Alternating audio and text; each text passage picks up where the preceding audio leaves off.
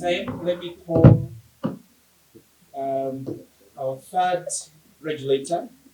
He's the acting deputy director of contribution and compliance at the National Social Security Authority. He's none other than Walter Chagadama. Please, you're welcome.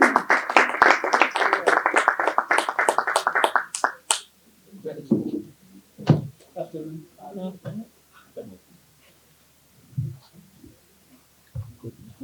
Afternoon, everyone. I think we are pressed for time, so I'll try and rush through what I prepared. I prepared a long history, but I'm now having to cut it down, so I hope it will make sense at the end of the day. But I'm from NASA. How are we getting into the picture of being a regulator? Social security, by its very nature, is compulsory. So everybody is required to be.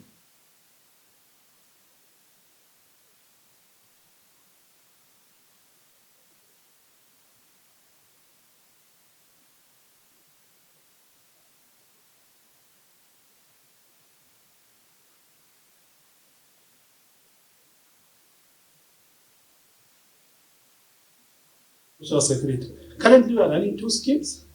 The Accident Prevention and Workers' Compensation Scheme. Most of you know it as workers' compensation. And this is the scheme that is responsible for ensuring that your workplaces are safe, as well as compensation for anybody that might be injured on duty. Then the one that is more popular, or that you are contributing to, is what we call the Pension and Advance Scheme, which is a scheme under statutory instrument.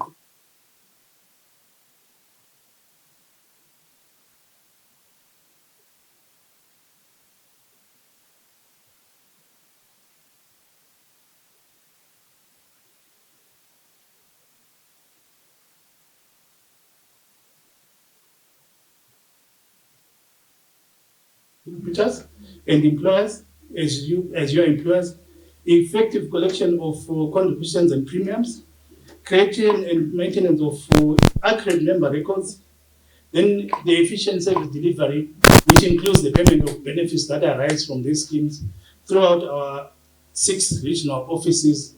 We've got a regional office in Mutare, Harare, Chinoi, we've got Masvingo, Gweru, and Blawai, but they are also supported by almost about 22 sub-regional offices in all the major towns across the country.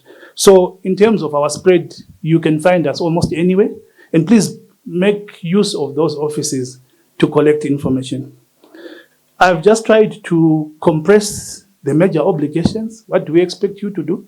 We expect you to register your business or your NGO as it starts within 30 days of operation.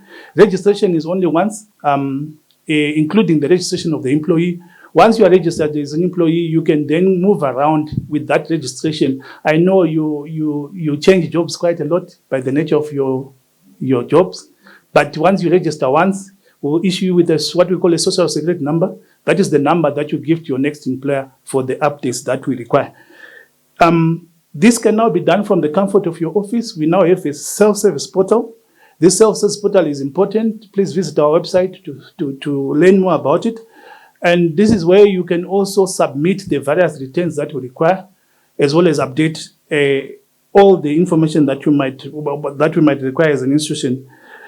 Your major obligation is to deduct and pay contributions and premiums to NASA on or before the 10th of the following month. So for this month, contributions, we expect them to be in by the 10th of the following month. Right. Then you are also required or obliged to maintain an accurate record and up-to-date record of all your transactions with NASA, which includes information on your employees, information on your deductions, and so forth and so on. Then one of the major issues, which I'll talk about as a problem, is the submission of the relevant monthly returns that we require on a monthly basis. So what are the common compliance gaps? First of all, I think most of these are generic. I wouldn't want to say they are peculiar to NGOs, but one of the biggest one is failure to register with NASA. And as I said earlier on, you are expected to register within 30 days of operation, and this is mandatory. And failure to do so in most cases will result in fines. If you register a year later, we'll just go back and calculate what you owe the previous year. And it then means that plus penalties, it's now costing you more than what you need. So register in time. Then non-payment or late payment of contributions. Sometimes for NGOs as well, it's because of the nature of your operations. Funds don't come on time, and so forth and so on. But we are saying, please come and talk to us. Let's make payment plans if you are unable to pay, so that once we enter into these agreements, then sometimes we are able to suspend the penalties that might follow as a result of you not having the funds at a particular time. So that's the other problem, the non-payment or even late payments. As I said, interest charges, penalties, and other legal action might be taken as a result of that. Then incomplete or incorrect reporting.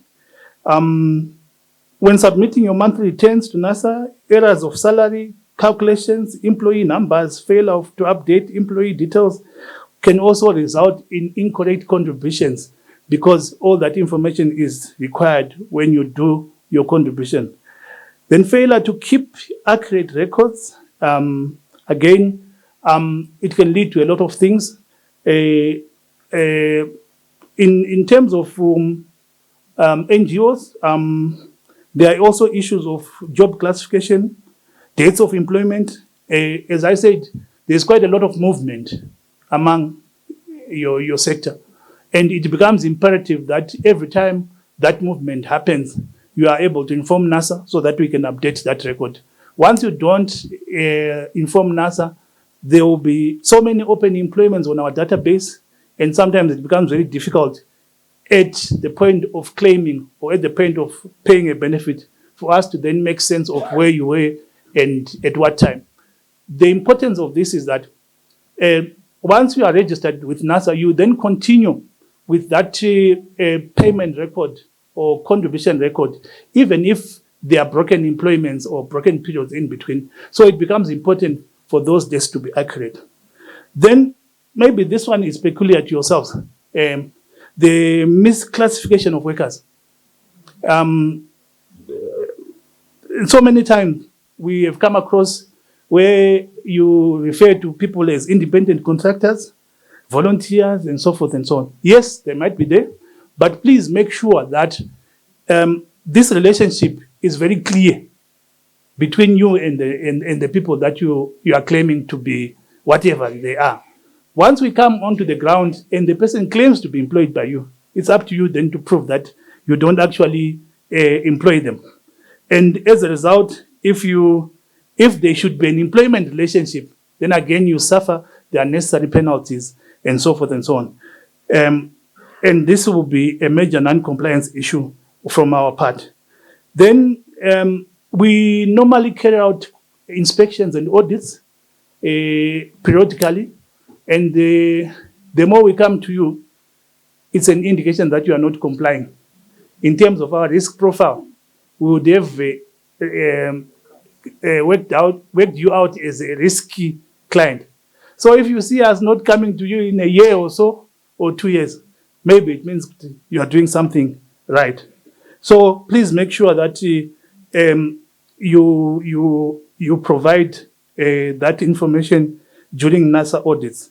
And once NSSA is satisfied that your information is correct, there is nothing amiss, then we might not be visiting you so often. Then I'm not sure how many of you are aware that we are also responsible for workplace safety. And in terms of NGOs, again, we need you to pay close attention to the issue of workplace safety, as there can be a lot of issues that arise out of that. And you should actually maybe visit us for us to be able to really discuss with you what we expect in terms of that element of our mandate. Then part of the time is also just failure to understand the legal changes that might have gone on, whether be it labor changes or social security laws. And this might lead to non-compliance. For example, if you are going to use incorrect rates, you are going to either underpay or overpay. So you should always keep abreast with these issues, especially issues on rates. What are the rates? What are the percentages that you are supposed to deduct from, and so forth and so on.